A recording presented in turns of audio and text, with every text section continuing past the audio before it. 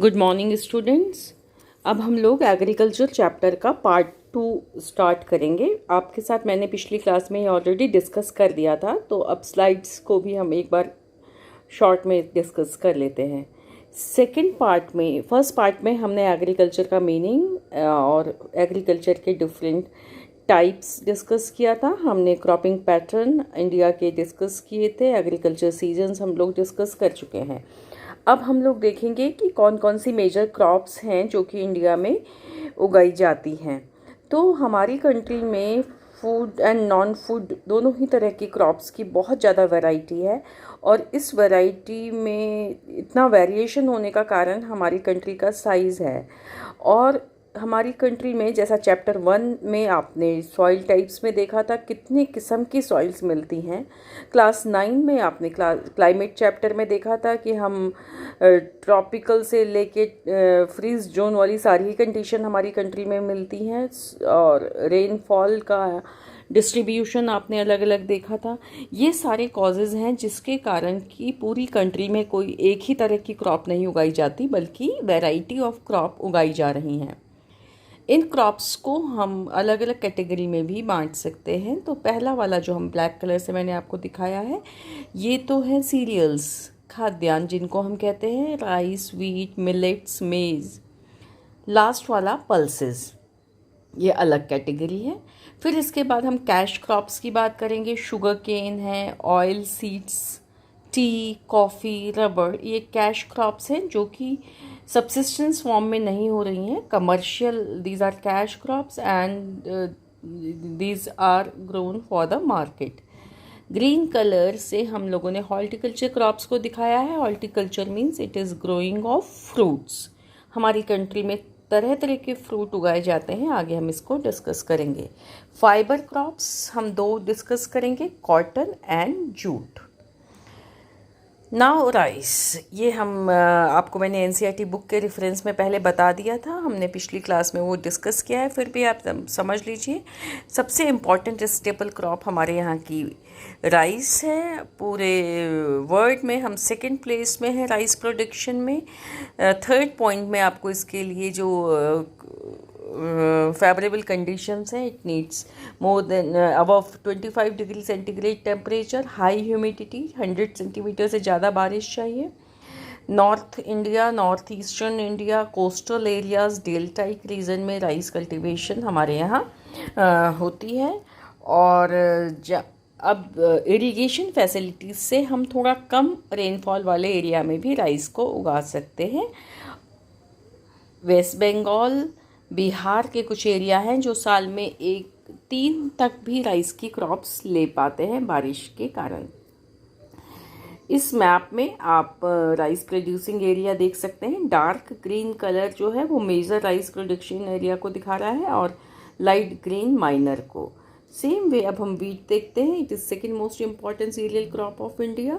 It is grown in north and north western part of the country, require cool growing season, bright sunshine at the time of ripening. 50 to 75 centimetre annual rainfall में भी wheat उगाया जाता है। और पूरा जो हमारा northern plane है, यहाँ पे वीट उगाया जा रहा है। हरियाणा, पंजाब में वीट का प्रोडक्शन काफ़ी होता है। और जो हमारी ग्रीन रेवोल्यूशन आई थी, वो सबसे ज़्यादा इफ़ेक्टिव वीट प्रोडक्शन में ही रही थी, जो कि आपने पालमपुर की स्टोरी क्लास 9 में ऑलरेडी पढ़ा हुआ है। In this map, wheat growing areas are drawn।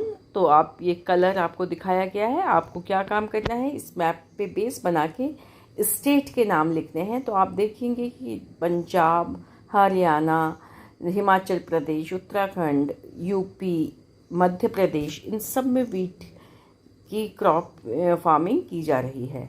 Millets को कोर्स ग्रेन भी कहा जाता है, मोटे अनाज। इसमें 3 मेन हैं, रागी, ज्वार और बाजरा। ये आपको मैंने पिक्चर भी दिखाई है, जिससे कि आपको पहचानना आसान हो जाए। ये जो तीनों क्रॉप्स होती हैं, इनकी न्यूट्रिशन वैल्यू बहुत ज़्यादा होती है। Ragi is very rich in iron, calcium और बाकी भी माइक्रो न्यूट्रिएंट इसमें होते हैं। रफेज भी इसमें बहुत अच्छी क्वालिटी में माना जाता है, तो ये हेल्थ के लिए काफ़ी अच्छे होते हैं।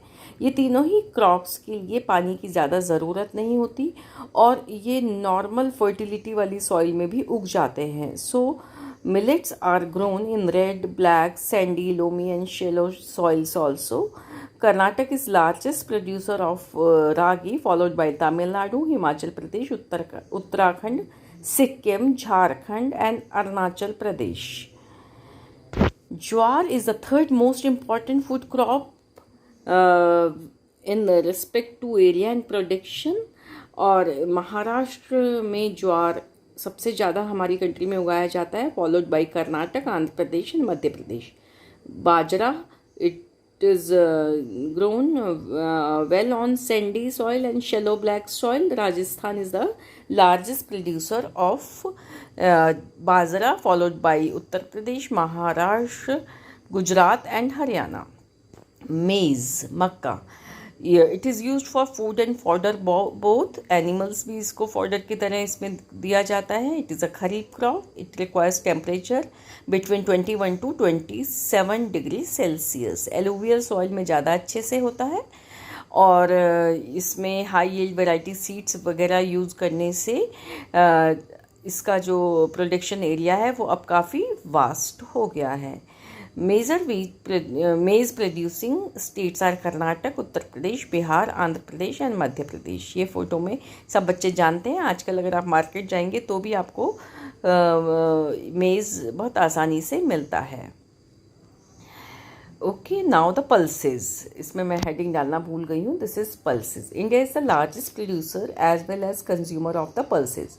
पल्सेस में बहुत वैरायटी है और हमारी कंट्री में ये बहुत इंटरेस्टिंग है कि हर एक एरिया में कोई ना कोई दाल उगाई जाती है.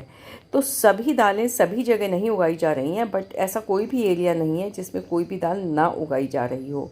Major pulses grown in India are toor, urad, मूंग, मसूर, पीस, ग्राम, बाकी भी बहुत सारी हैं. इसकी ये कम मॉइस्चर वाले एरिया में भी उग जाती हैं, तो इसलिए हर एरिया में कोई ना कोई दाल उगाई जा रही है.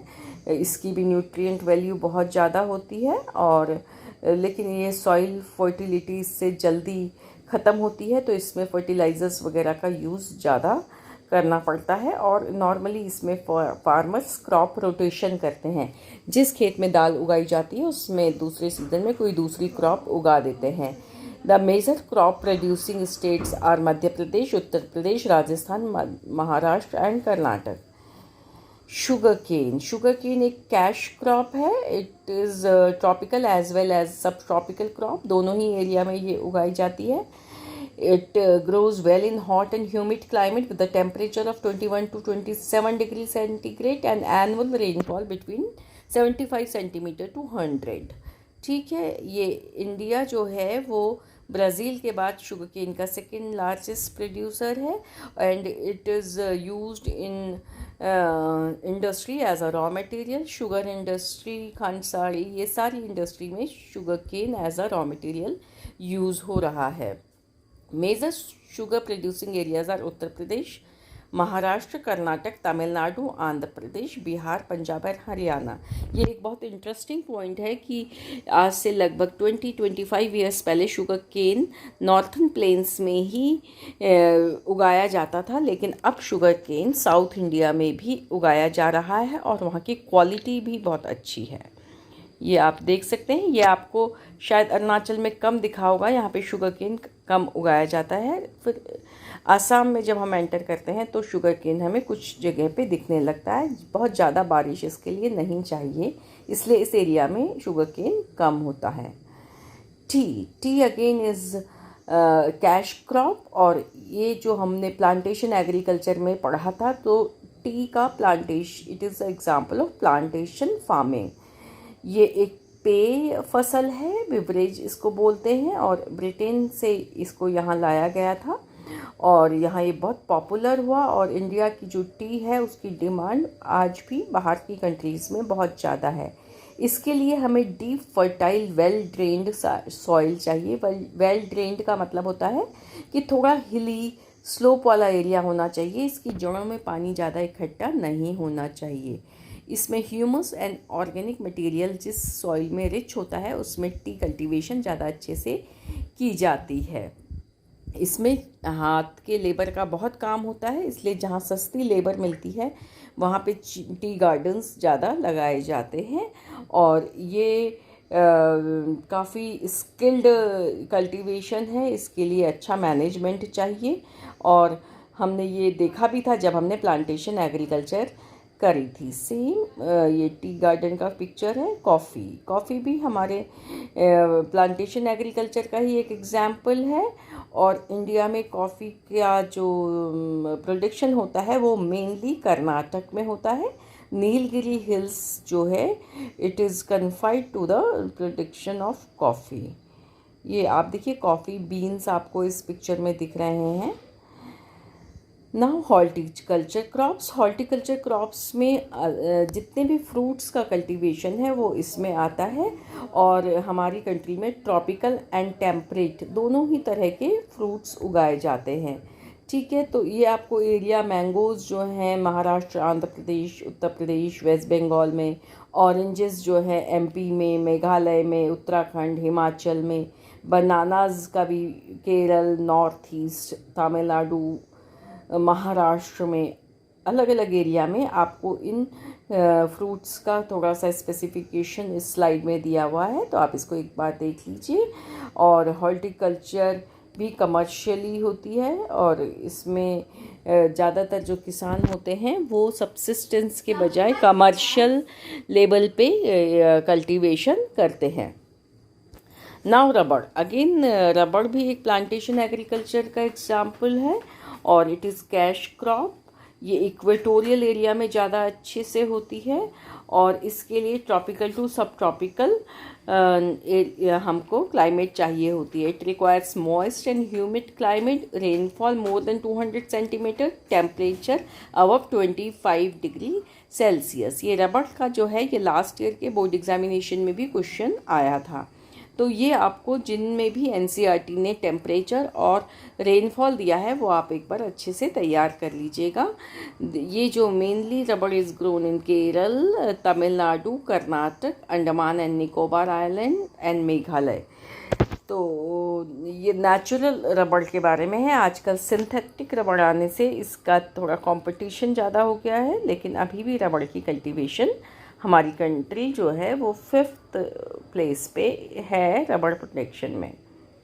ये देखिए ये रबड़ के आपको गार्डन्स दिख रहे हैं, एस्टेट दिख रहे हैं। इस तरह से रबड़ के प्लांट पे कट लगा के वहाँ पे एक पॉट बांध दिया जाता है और पेड़ के तने से रबड़ निकल के यहाँ जमा होता है, फिर इसको प्रोसेस किया जाता है। ये आपको बताया है कि नेचुरल रबड़ के यूजेज इसमें बताए हैं कि किन किन चीज़ों में रबड़ यूज़ हो रहा है। टायर्स बन रहे हैं, फुटवेयर बन रहे हैं, कैमल बैग बन रही हैं और भी कई सारी चीज़ों में रबड़ यूज़ किया जाता है। नाउ फाइबर क्रॉप्स भी कैश क्रॉप्स हैं। जूट, कॉटन ये हमारी मेन फाइबर क्रॉप्स हैं। एंड एक और चीज़ दैट इज़ सेरीकल्चर। तो सिल्क प्रोडक्शन हम इंडस्ट्री वाले चैप्टर में देखेंगे। यहाँ पे आपको मेलबरी ट्रीज़ में बताया गया है कि मेलबरी एक हॉर्टिकल्चर में आता है। मेलबरी शहतूत, उसकी पत्तियों पे सिल्क वॉर्म्स की रेयरिंग की जाती है और फिर सिल्क बनता है। ज़्यादा डिटेल हम इसका इंडस्ट्री चैप्टर में देखेंगे। कॉटन यानी कपास, ये जो है ये इंडिया का ओरिजिनल प्लांट माना गया है और ये टेक्सटाइल इंडस्ट्री के लिए रॉ मटेरियल है। India is the 3rd largest producer of cotton in the world. It is grown well in black soil. तो दक्कन प्लेट्यू में इसका प्रोडक्शन बहुत ज़्यादा होता है। आपने सॉइल पढ़ते हुए ये पढ़ा भी था कि ब्लैक सॉइल का एक नाम कॉटन सॉइल भी है, इसीलिए क्योंकि इस पर कॉटन का कल्टीवेशन बहुत अच्छे से होता है। इट रिक्वायर्स हाई टेम्परेचर, इसमें 210 के आसपास फ्रॉस्ट फ्री डेज चाहिए। फ्रॉस्ट आप समझते हैं ना, पाला, it is a type of precipitation जो गिरता है। ये इसके लिए इसके जो फ्लावर कॉटन के बनते हैं उसके लिए हार्मफुल होता है और जिस समय ये तैयार होने का टाइम होता है उस समय ब्राइट सनशाइन की ज़रूरत होती है। It is a kharif crop और ये थोड़ा लंबा समय इसके लिए चाहिए। ये 8 to 10 months इसको मैच्योर होने में लगते हैं। महाराष्ट्र, गुजरात, मध्य प्रदेश, कर्नाटक, आंध्र प्रदेश ये मेजर एरिया है जहाँ पे कॉटन उगाया जाता है। इसके अलावा पंजाब, हरियाणा, तमिलनाडु, उत्तर प्रदेश में भी कई जगह पे कॉटन प्रोड्यूस किया जा रहा है। ये देखिए कॉटन का प्लांट, ये उसका फ्लावर जिससे कि फिर थ्रेड्स निकाले जाते हैं स्पिनिंग करके और ये फिर कॉटन टेक्सटाइल इंडस्ट्री में काम आता है। सो वन क्रॉप इसमें मैं स्लाइड में देना भूल गई हूँ, that we will discuss in next class, that is jute. So इतना आप इसको देखिए, समझिए और एनसीईआरटी में इतने टॉपिक्स को पढ़ के दोनों को रिलेट कीजिए। थैंक यू बच्चों।